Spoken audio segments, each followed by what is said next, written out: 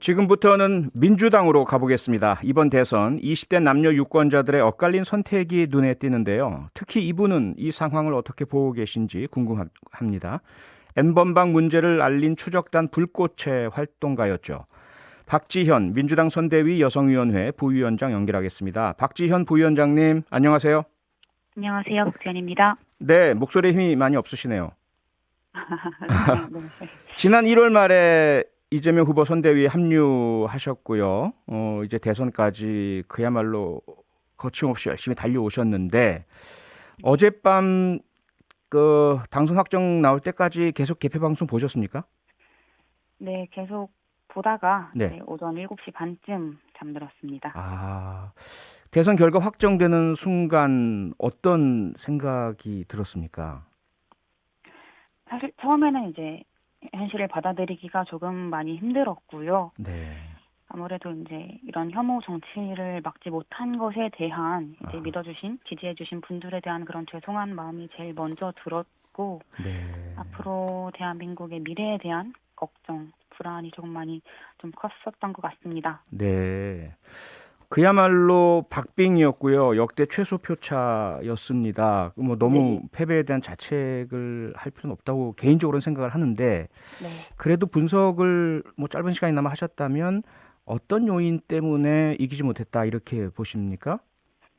뭐 국민 여러분들의 결정이고 이 부분을 이제 당연히 겸허하게 받아들여야 한다고 생각을 하고요. 네. 이제 민주당이 승리하지 못한 원인에 대해서는 이제 민주당의 지난 그런 잘못들을 이제 완전하게 쇄신하지 못했던 것, 그리고 아무래도 이제 부동산 문제도 네. 일부 작용하지 않았을까 하는 마음입니다. 네. 혹시 그동안 잘못했던 거 시정하지 못한 게 말씀 주셨는데 어떤 것들일까요? 아무래도 이제 2차 가해에 이제 가담을 하거나 이제 뭐 예. 갈라치기를 정치 전략으로 네. 이용하려 했던 분들, 네. 그런 이제 모습들이 좀 뼈저린 반성, 이런 사과가 있었어야 했는데 네. 그런 모습을 아무래도 이제 국민 여러분들에게 잘 보여드리지 못한 것 같아서 그 네. 부분이 아무래도 이제 좀 이유가 되지 않을까 하는 마음입니다. 지자체장들의 권력형 성범죄 말씀하시는 거죠? 네, 맞습니다. 네.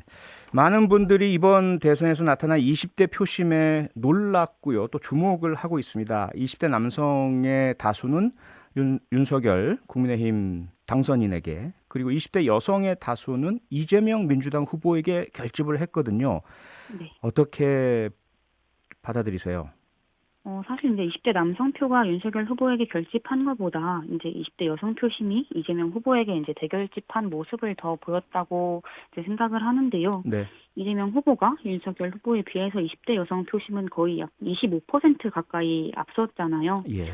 근데 사실 너무나 당연한 결과였다고 볼 수밖에 없는 게 이준석 당대표, 그리고 네. 이제 윤석열 후보, 국민의힘 모두가 이제 여성을 배제하고 계속해서 혐오하는 그런 모습을 꾸준히 보여왔고, 네. 이제 그런 뭐 여성가족부 폐지라거나 이제 무고죄 처벌을 강화한다 하는 그런 공약을 냈기 때문에 네. 이제 여성이 결집할 수밖에 없었던 그런 것들을 이제 너무나 많이 만들었다고 생각이 듭니다. 네. 오늘 당선 이후 기자 간담회 상에서 질의응답 시간에 윤석열 당선인이 젠더 성별로 갈라치기 한 적 없다 이렇게 답을 한 장면 혹시 보셨을까요? 보다가 너무 네. 어이가 없어서 아하. 껐는데요. 네. 뭐 그동안에 이제 본인께서 하신 그런 언행이 네. 이 디지털 시대에 너무 온라인상에 수천 수백 개가 이제 남아 있는데 네. 그런 것들에 대해서 이제 발뺌을 할 게 아니라 네. 이제 자신의 잘못을 좀 인정하고 앞으로는 좀 잘하겠다, 변화하겠다 이런 말을 하는 게 맞다고 생각을 하고요. 네.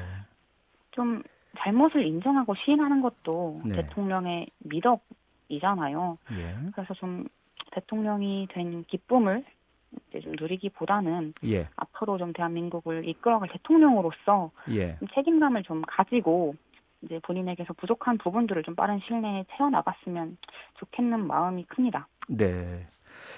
박지원 부위원장 지난번 저와 인터뷰 하실 때도 윤석열 당시 후보죠. 후보의 네. 여성가족부 폐지 공약을 강하게 비판을 하셨는데 당선 확정 이후에도 윤석열 후보가 이 공약을 거두겠다거나 변경하겠다는 말씀은 아직 안 하고 계시거든요. 네. 어떻게 보세요? 이 여성가족부 폐지 공약에 대한 향후 논의 어떻게 돼야 된다고 보십니까? 당연히 이 공약은 폐지되어야 한다고 보고요. 네. 근데 좀 전에 이제 하태경 국민의힘 의원이 이제 여가부 폐지 공약을 조정하지 않는다고 말한 것을 봤습니다.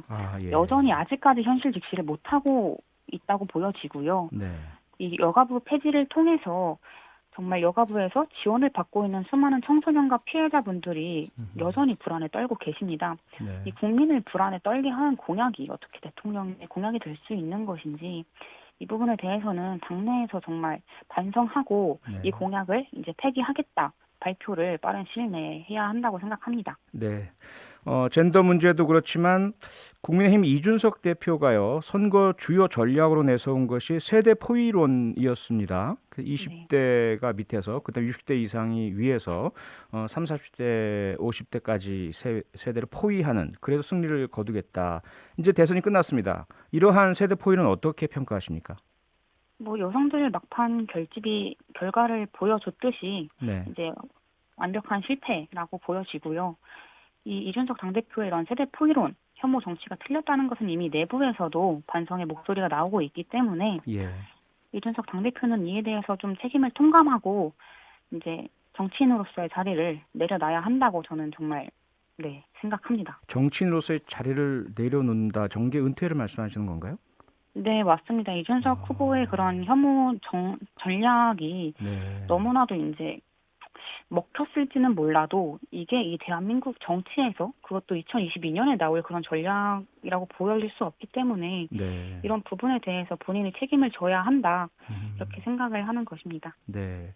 민주당 이야기 좀 질문 드리겠습니다. 네. 오늘 민주당은 대선 패배의 책임을 지고 지도부 총사퇴를 발표를 했습니다. 박지원 부위원장께서 보시기에는 그렇게 지도부 사퇴만으로 모든 문제가 해결될 것 같지는 않기 때문에, 특히나 2030 여성들이 많은 표를 주셨는데 이분들이 계속 민주당을 지지해 줄 수 있도록 하려면 민주당은 앞으로 어떤 쇄신과 어떤 변화를 해야 한다고 보십니까? 앞으로 이제 민주당 내에 2030 여성 목소리를 좀 대변하는 당내 장치가 필요하다고 보여지고요. 예. 그동안 이제 정말 180석의 의석을 가지고 변화시키지 못했던 것들에 대한 좀 책임을 느끼면서 이재명 후보가 공약으로 내걸었던 이제 수많은 성평등 공약들, 네. 디지털 성범죄 가해 독립몰수제라거나 이제 스토킹 처벌법을 재정비한다거나 딥페이크 표시 의무제 이런 등의 그런 내용들을 좀 정책화해 나가는 게 네. 이제 민주당이 이제 앞으로 가져 나가야 할 그런 과제라고 보여집니다. 네. 당내 그런 목소리를 하기 위한 어떤 시스템, 현재 여성위원회만으로는 부족하다라는 이야기로 들리는데요. 박지원 위원장이 아마 그러면 그런 부분들을 선두에서 좀 해나가셔야 될 것 같은데, 민주당 입당하셨습니까? 네, 민주당이 입당한 상황입니다. 네. 그럼 앞으로 당내에서 더 적극적인 그런 역할을 하시겠네요? 네, 아직 이제 추가적인 이제 상세한 논의가 된 것은 아니지만, 네. 이제 그러려고 생각 중에 있고 조금 이제 논의 중에 있습니다. 예. 민주당에서의 노력 계속 지켜보겠고요. 그리고 윤석열 당선됐습니다. 대통령이 이제 5월 10일부터는 되실 테고요. 앞으로 20대 대통령이 될 윤석열 당선인에게 혹시 바라고 싶은, 전하시고 싶은 말씀 있으면 좀 주시죠.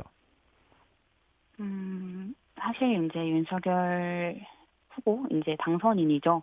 당선인에게 드리고 싶은 말씀은 이제 그동안은 당대표로서 이제 그런 혐오를 이제 전략으로 써왔다면 이제는 한 나라의 이제 대통령으로서 정말 화합과 이런 통합의 정치를 정말 몸소 선보여야 한다고 이제 말씀을 드리고 싶고요. 네.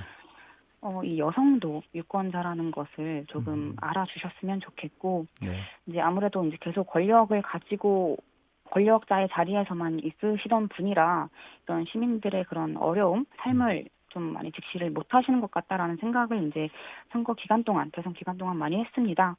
그런 부분들에 대해서 이제 내가 정말 낮은 자세로 정말 국민들의 목소리를 들어야겠다라는 좀 생각을 해주셨으면 좋겠습니다. 네, 오늘 말씀은 여기까지 듣겠습니다. 고맙습니다. 감사합니다. 지금까지 박지현 민주당 선대위 여성위원회 부위원장이었습니다. 평일 저녁 6시 5분에 여러분을 찾아갑니다. MBC 라디오 표창원의 뉴스 하이킥.